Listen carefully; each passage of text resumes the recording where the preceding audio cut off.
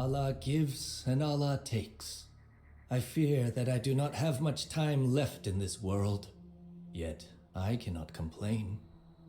My life has been an adventure, and for all my humility, I believe it has been extraordinary enough to be written about. You may accuse me of vanity, but I have decided to write the book myself.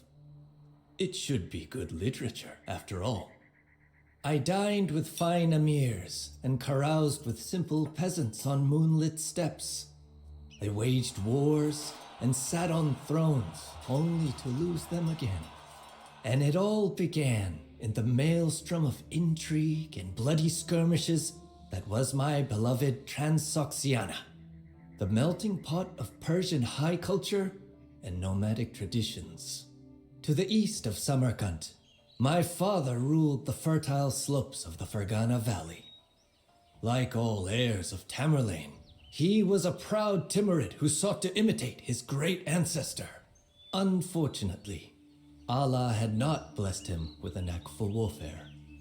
After a few humiliating defeats, he decided to devote himself to his other passions: eating, drinking, and rearing pigeons. One day, as my father was climbing the stairs to check on his birds, Allah, in his infinite wisdom, decided that this model of gluttony had waffled on the earth for long enough. Halfway up to the dovecote, the stairs collapsed under him, and he fell to his death.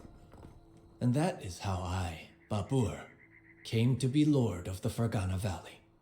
Yet, like all transitions of power in our culture, it was not to be a peaceful one. Thanks to my dear mother, Kutluk, my beys agreed not to abandon what surely appeared to be a dynasty in shambles. But my devious uncles were another matter. At that time, I was just a 14-year-old boy with nothing to my name, and my uncles, who had long desired the Fergana Valley, thought that my inheritance was ripe for the taking. On a moonless autumn night, we overcame the walls of Samarkand. The city's merchants and dignitaries were thrilled to receive me and praised my sense of justice, as they had heard that I did not tolerate looting among my soldiers. Yet when Shaybani Khan returned in the spring and Uzbek soldiers blocked the trade routes, their enthusiasm quickly evaporated. Before long, a famine broke out in the city.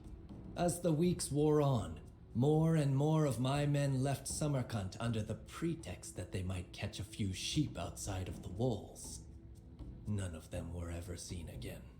In the end, I realized that I had to gamble for my survival. With my last loyal followers, I snuck past the besiegers during the night and sped towards the Fergana Valley to procure provisions and reinforcements. When we reached the valley at dawn, 2 riders came bringing terrible news. In my absence, one of Shaybani's generals had made himself the new master of Fergana. I felt like my father must have when the stairs gave way under him. I had stretched my luck too thin and lost the land of my forefathers to the invaders. So it was that I, the great Babur who so recently had sat upon Tamerlane's throne in Samarkand, was now grateful for every watery bowl of millet porridge that I could get my hands on. I was in a pitiful state. My so-called army consisted of 15 riders, only 3 of which had swords. Hungry and battered, we spent the nights in the wild, and my mother slept in our only remaining weatherproof tent. Oh, Kutluk, my dear mother. Without her, I would have been hopelessly lost. Brave and indomitable, more skilled with her bow than any of my soldiers. She was a Mongolian princess sprung from the old tales. I am not ashamed to admit that I often cried myself to sleep in her arms in those awful days. She would tell me the legends of Genghis Khan and Tamerlane, and the painful setbacks that they had to endure before their days of greatness finally came. just as they would for me. My mother turned out to be right. After 3 years of hardship, a messenger arrived from distant Herat. My uncle Hussein Baikara, the last reigning Timurid, sought a capable commander to lead the city's defense against the Uzbeks, who were now hovering around Herat like vultures. It was an opportunity that I could not pass up. The Uzbeks had been driven out, or so I thought. As soon as I left Persia, Herat was overrun by a third Uzbek army, which had been waiting for me to lower my guard. Yet the pain of losing Herat was nothing compared to what befell me shortly after taking Kabul. My noble mother, who had suffered all of the hardships of the last few years without complaining, died in the shadow of the city's snow-capped mountains. It was not a good place for Kutluk to die. She had always loved the rolling hills of Samarkand. Yet, even as grief consumed me, I surrendered her body to the earth in the most beautiful terrace garden in all of Kabul. I had become the ruler of a grand cosmopolitan city. Yet I felt like the poorest man in the world. It seemed that for every good thing that I was given, something valuable was taken away from me. Allah gives, and Allah takes.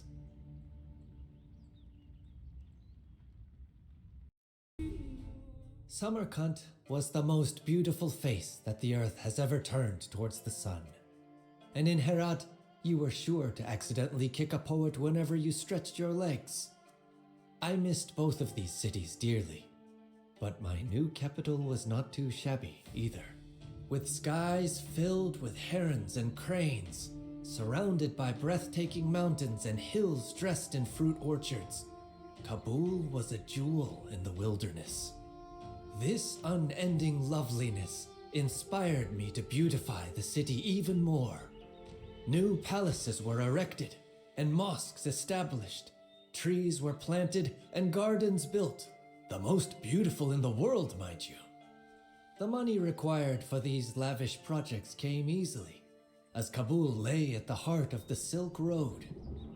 And the trade caravans from northern India brought not only sweets and aromatic roots, but also interesting news.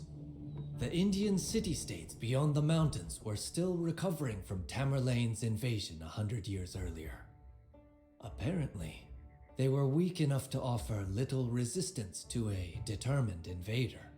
I had to get to the bottom of these rumors, so I organized an expedition to Hindustan. And since you can always combine the useful with the pleasant, I decided to carry out the expedition as a raid.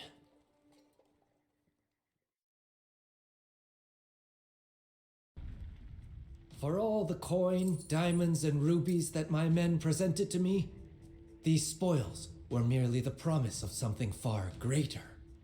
But I had just the idea for how to invest these new riches. Far to the west, in the Ottoman Empire, great advances had been achieved in gunpowder technology. The Sultan had entire gunpowder regiments at his disposal, and his new cannons were suitable not only for sieges, but also for use in battle. Thus, I sent negotiators to the Ottomans to acquire these miracle weapons for me, and to hire experts to demonstrate their use to my men, who only knew how to fight with bows and sabers.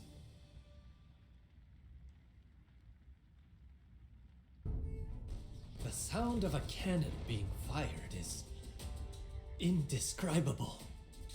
For a while, I forgot about all of my troubles and simply fired a cannonball each day for my own amusement. Hearing of my new toys, my relatives began pleading for me to retake Transoxiana from the Uzbeks, even awarding me the title Padshah, Great King. A decent ploy, but my attention was now fixed on India. Strictly speaking, India already belonged to me, as Tamerlane had once conquered it for our family. As the last ruling descendant of the great Amir, it was only right that I be given back what someone else was only administering for me. That someone was a man named Ibrahim Lodi, an Afghan pretender who ruled northern India from his capital in Delhi. Seeking to avoid unnecessary bloodshed, I wrote him a friendly letter and gave him a goshawk as a present. All that I asked in return was for my lands to be given back to me. Unfortunately, Ibrahim Lodi never replied, and so I had to put down the quill and let my cannons do the talking. With 15,000 men, I marched on Panipat, a small village on the plains northeast of Delhi. Ibrahim, for his part, mobilized an army of 100,000. In front of my men, I played the intrepid general, unshaken even by this unimaginable number. But secretly, I wondered if I had not bitten off more than I could chew. On the fields of Panipat, the enemy's strength in numbers proved to be its greatest weakness. Having never faced firearms before, Ibrahim's terrified war elephants were rendered useless by the thundering of my cannons. With little room to maneuver, his fighters huddled together so closely that they became nearly immobile. Firing straight into their lines, my cannoneers created a bloodbath. Just a few hours after the battle begun, there was nothing left of Ibrahim's army. My men found his body in a mountain of corpses and brought me his head as evidence of his demise. With Ibrahim's death, the Sultanate of Delhi came to an end. I had a tomb erected for the fallen Sultan in Panipat, as a reminder that the great Babur treats even his fiercest opponents with respect.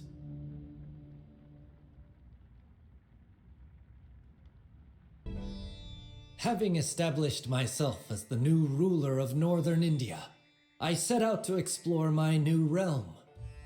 But wherever I went, I experienced only shock and disappointment. The people here lacked all good manners and never paid their taxes on time. None of the cities that I visited had a university, and there were no good horses to be found, no tasty grapes or sweet melons. Nothing. The one saving grace was the enormous deposits of gold and silver. Riches which made the Rajput empires in the west regard me with envy and suspicion. I knew better than to underestimate these independent princes, whom even Lodi had failed to subjugate. But motivating my men to do battle with them proved difficult. Many of the soldiers who had traveled with me from Kabul were disappointed that our campaign had not ended with a traditional Timurid pillaging.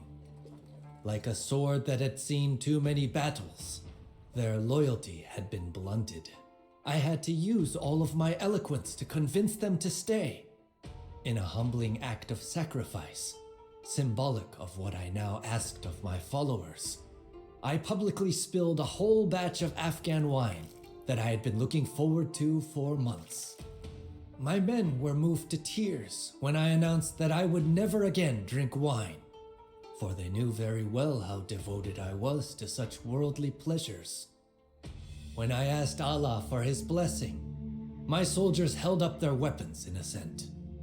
With my warriors' loyalty sharpened, I began preparing for war.